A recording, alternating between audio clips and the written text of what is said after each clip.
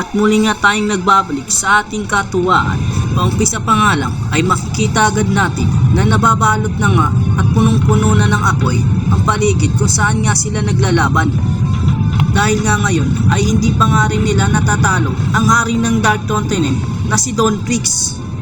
Dahil nga sa lakas at magandang laban ng dalawang malalakas na Nenuser ay ganyan nga ang nangyari sa lugar. Makikita nga rin natin dito si Razor na nag-aalala nga dito nga kay Jing. Dahil nga hindi niya nga alam kung ano ba talaga ang nangyari kay Jing. Sa kabilang banda naman ay makikita nga natin dito si Akuma. Ngunit lumiit nga ito dahil sa matinding aura na nagamit nila. Dito na nga rin natin makikita eto nga si Jing na tila pagod na nga ito. Dahil sa matinding pagod at halos maubos na aura na nagamit niya. At nasa harapan niya lang pala, eto nga si Dawn Prix. At kasama nga ang abilidad nito. Ibang klase naman talaga ang lakas at tibay nito nga ni Dawn Prix. Sinasabi ko naman sa iyo na kahit anong gawin mo pa ay hindi mo ako matatalo sa mga ganong atake lamang. Pinaalala nga na naman ni Dawn Prix ang sinabi niya ng mga nakaraan. Oy Jing, sa kabila ng pinakawalan nating atake at lakas, itila baliwala pa rito. Tama ka, malakas ang isang yan. Sa umpisa pa lang ay wala na talaga akong maisip kung paano nga siya talunin. Yan na nga lang ang nasabi ni Jing sa kanyang abilidad. Inaamin ko, marami ring aura ang nawala sa akin at halos mabugbog na rin ang aking katawan. Kaya ngayon, hindi ko na patatagalin pa ang laban. Seryosong sinasabi nga ni Dawn Prix. Sa di kalayuan ay tanongan ni Razor ang dambuhalang kapangyarihan ni Dawn Prix.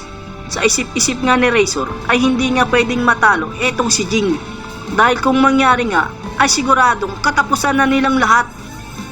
Habang nakatingin nga dito si Razor sa kung anong nangyayari sa labanan ni Jing at Dawn Prix, ay hindi niya naman namamalayan na nagkakamalay na nga etong si Lagon. Ganun nga rin naman ang nangyayari dito nga kay Killua. At dahil sa nagkakamalay na nga sila ay unti-unti namang mawawala eto nga ang nakapaligid na aura na ginagamit ni Razor na pangpagaling dito sa kanilang Lagon. At dahil nga bagong gising pa lang sila dito ay wala nga silang kalam-alam sa nangyayaring labanan. Naku Lagot, huwag naman sana mangialam pa si God sa labanang nangyayari at baka alalahanin pa siya ni Jing.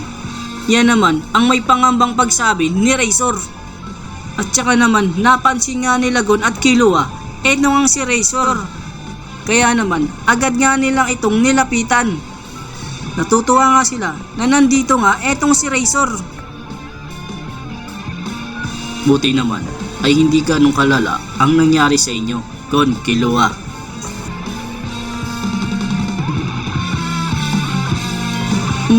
Di ko na nga alam kung ano bang nangyari sa amin. Basta nakalimutan ko.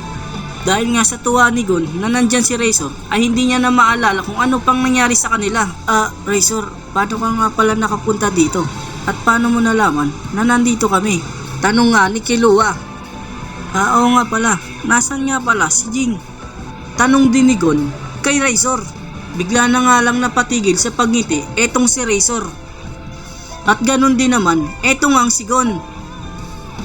Ganun nga din naman etong ang si Killua.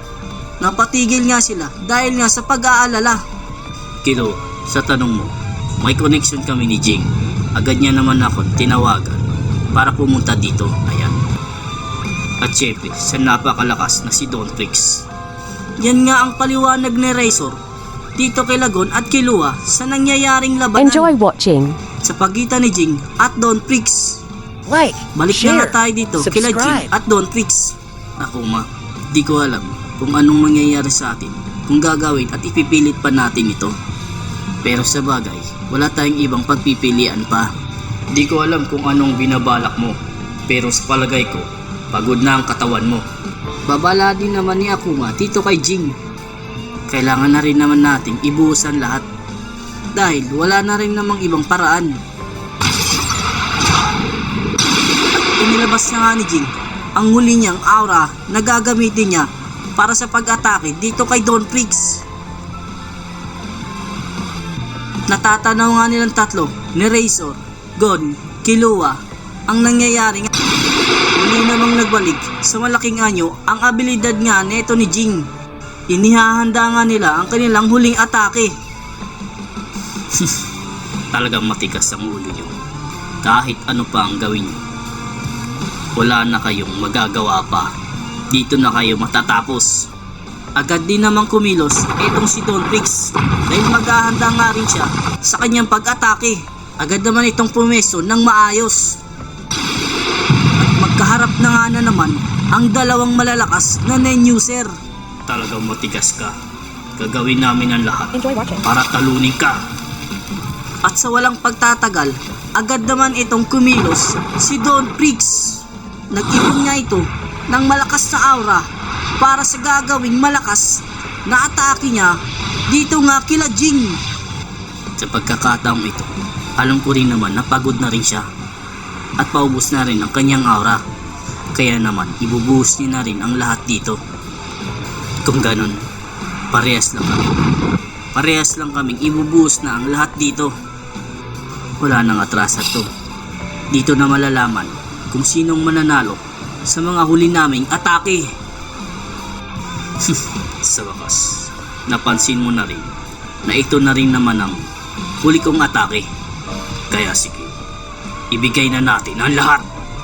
Sa buong buhay ko, ngayon lang ako nakaharap na ganito kahirap at ganito kalakas.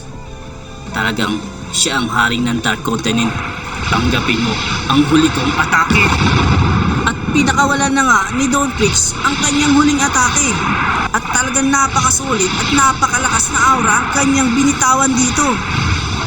Ramdam na ramdam nga ang pagyanig ng buong lugar dahil nga sa binitawang aura at atake ni Don Prix. Ngunit ano naman itong ginawa nila Jing?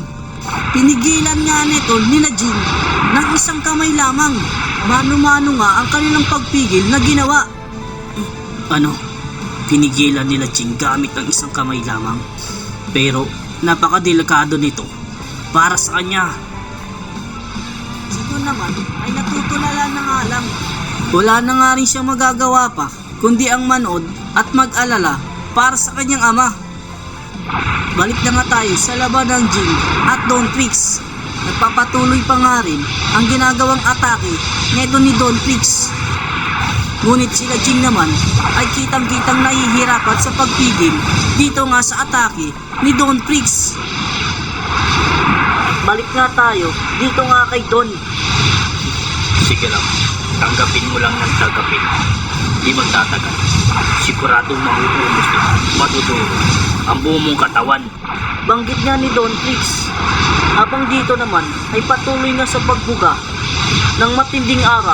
Ito nga ang kapangyarihan ni Don. Kailangan pinsin to. Kinakailangan mapigilan ang ataking ito hanggang sa makalapit kami ni Akuma sa kanya. At yun nga pala ang binabalak nitong dalawa, ni Jing at ni Akuma. Kinakailangan nilang matiis na mapigilan itong atake ni Don Prix para lamang makalapit dito sa kay Don Prix. Konti na lang, siguradong ang buong mong katawan ay madudurog. Unti-unti ko nang nararamdaman na ang buong katawan ko ay bumibigay na. Hoy, Jing, ikaw, kaya mo pa ba? Malapit na rin naman tayong makalapit sa kanya. Samantalang ang kaliwang kamay na ginagamit nilang pangsangga ay unti-unti na ngang natutunaw. Ngunit si Jing at Akuma ay hindi nga sumusuko para lamang makalapit nga dito kay Don Prix. Ito na nga lang ang kanilang paraan.